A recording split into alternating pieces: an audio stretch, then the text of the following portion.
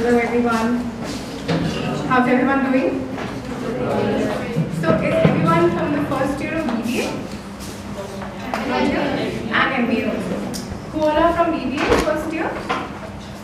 Alright, quite a lot of you. And MBA? Alright.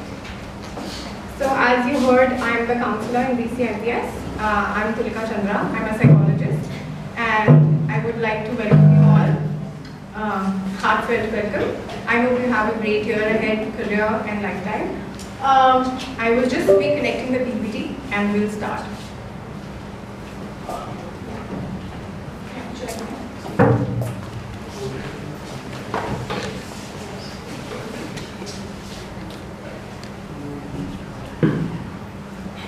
Okay, so I would like to start with a pretty common term. I hope it's common. Though it wasn't that common earlier, and it is also a little bit stigmatized, mental health. Does anybody know what mental health is? Would anybody like to take a guess? Mental health is basically your condition of any limitation of the mind. Right. Basically what you go through and how well you process information in your mind. That depends on your mental health. Just like physical health. Just like physical health, absolutely. So we have physical health, we have mental health. Mental health is not only mental illness. Many a times people tend to confuse and assume and think that mental health means mental illness. But like we all have physical health, and we might not be physically ill, but we are either physically healthy or unhealthy, or on the spectrum somewhere. Similarly, mental health does not mean mental illness. It also means how productive we are living, how capable we feel of managing stress. So if you guys smile while I'm talking, I'll be a little bit self-conscious. Am I saying something funny? So I would request you all to focus on what I'm saying so I get accurate feedback from you. So mental health is how we deal with daily stresses of life. And are we feeling that we are realizing our true potential? True potential meaning, do we feel that our talents, abilities, skills are being utilized, and are we learning and growing and adapting with life? So mental health does not really mean that you're depressed or anxious, though depression and anxiety are also a part of mental health. Like physical illness is a part of physical health. So it is a holistic point of view. It is not only how the state of your mind, it is also how you're living your life. Do you feel supported in life? Do you feel supported by your family, by your friends? Even if you don't have everyone with you, do you have special people in your life who make you feel strong, confident, and cared for, especially in times of stress, challenges, and limitations? So as you saw, the definition given by WHO is a state of well-being in which the individual realizes his or her own abilities, can cope with the normal stresses of life, can work productively and fruitfully. So mental health is not only about feeling good and happy and positive. Sometimes you might be stressed, sometimes you might feel negative, sometimes you might feel low, but are you able to bounce back? Are you able to meet the demands of life? Are you able to fulfill your own goals and visions and dreams? And do you feel that you're growing and expanding? All of us have strengths and weaknesses. But sometimes we get mired in our weaknesses and we feel like we're in a rut because we are not able to grow. But it's also important, as important it is to focus on your weaknesses, it is also important to focus and work on and expand your strengths and good qualities. I have a question. Yeah. Ma'am, so I would like to ask that for physical health, we all can get to see our physical health externally. If there is some problem in our physical health, we can look at it. But yes.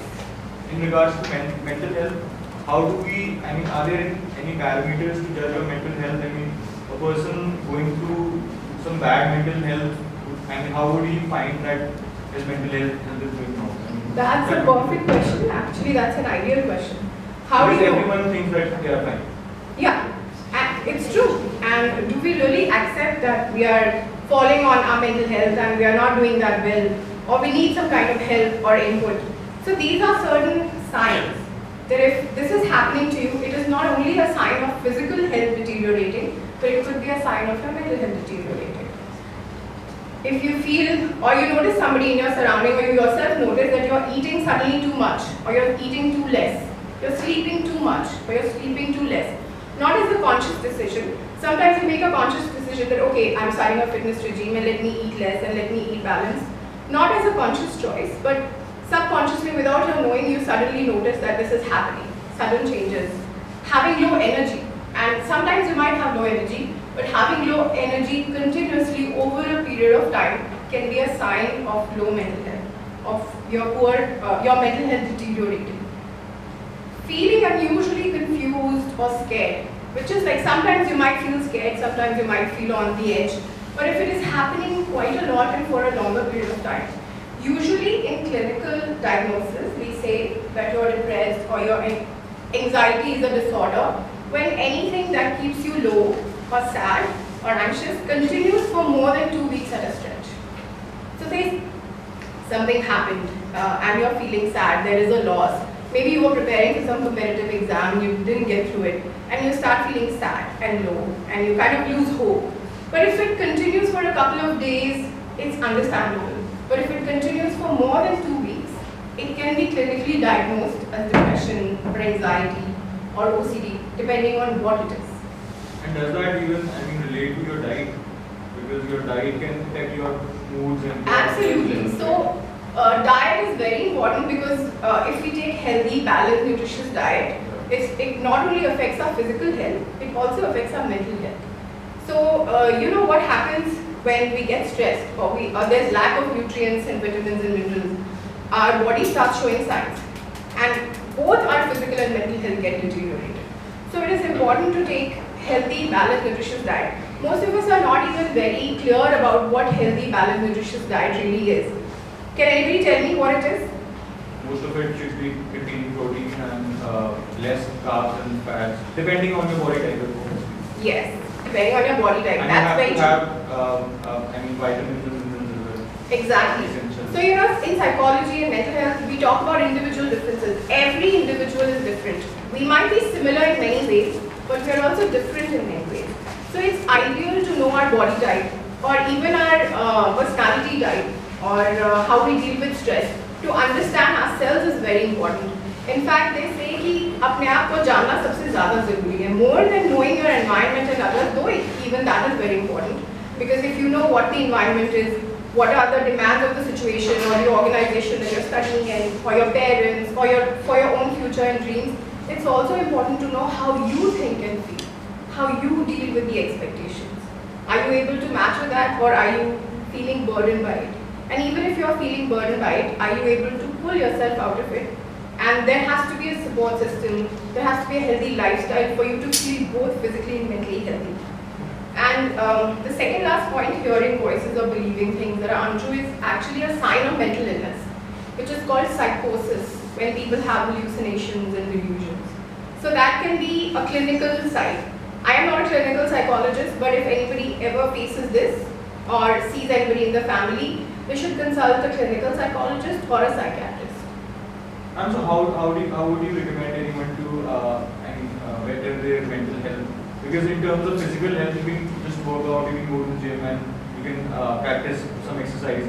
But yeah. For mental health, how does one have, upgrade his mental health or prevent any further? Right. That's a very good question again. And kudos to you for asking all the valid, to the point, perfect questions. It's giving more structure and meaning to my conversation with you. So, like for physical health, I will have that analogy because it's very easy for us to understand if we compare it with physical health. For physical health, we need to do a couple of things, right? It's not only eating right. It's also working on your physical health. It's sleeping right. It's exercising, doing physical activity. All of these things are also impacting our mental health. So, if we eat right, sleep right. What does sleep right mean? Quality sleep. Quality sleep. What does quality sleep mean? That you go into 6 to 8 hours. Deep sleep. Yes. Phases of your sleep. Yes. And what is your stress levels? Right. REM sleep, deep sleep. Exactly. So usually it is said that our body, we go through a 90-minute cycle. Yeah. It takes one cycle is of 90 minutes where we go into the deep sleep part and then we come out again. REM sleep and all. So we need to have 3 to 5 cycles of those every night. That's why it is said ideally 8 hours, but research has found that 7 hours is perfect. Though there are individuals who can range between 4 to 9 hours also. And usually more than 9 hours is also not healthy. But ma'am, I would like to ask on that because a lot of people tend to say that you should have a sleep like a dog sleep. Like you should wake up whenever there is something Right. hectic and there is a second but if you look at a child sleeps like a dead body. So he does not wake up very easily. Yeah. So according to psychologists, according to you as a psychologist, what do you think that what kind of sleep is better? A sleep that is easily awakened or a sleep that is deep and like a child? Again, I would say a perfect question, very good question. Something I have also thought about and read and learned. So again, it depends on the age and stage also. Like you said, for a baby. So babies require many hours of sleep. They don't need 7 to 8 hours. They need 10 to 16 hours of sleep, I think. And as you get older, it is said that old people don't really need even 4 hours of sleep. They can manage because there's a lot of processing that happens in the brain and the body that is not so important as we age. But as we grow, our sleep requirement of the number of hours keeps reducing. That's there. And then should you be sleeping that you can wake up immediately?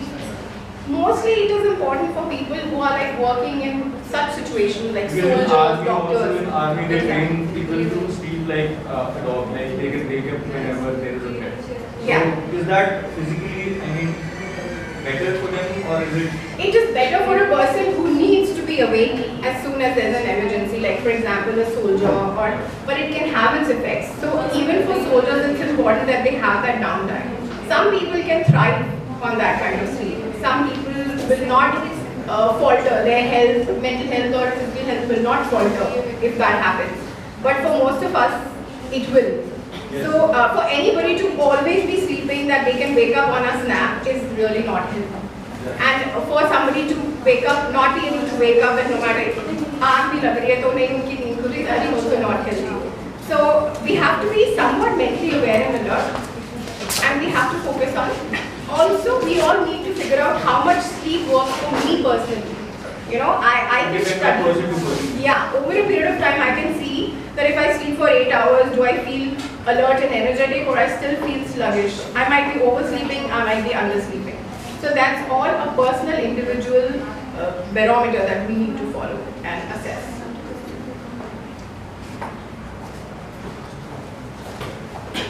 Yeah.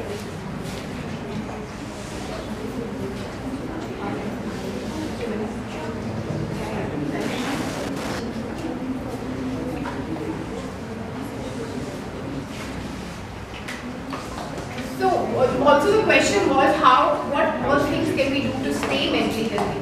So like I was saying, for physical health we need to continuously work on things, right? We need to monitor and take care of our food and sleep and lifestyle habits. Similarly for mental health, one of the key points is also to know your own thoughts and feelings.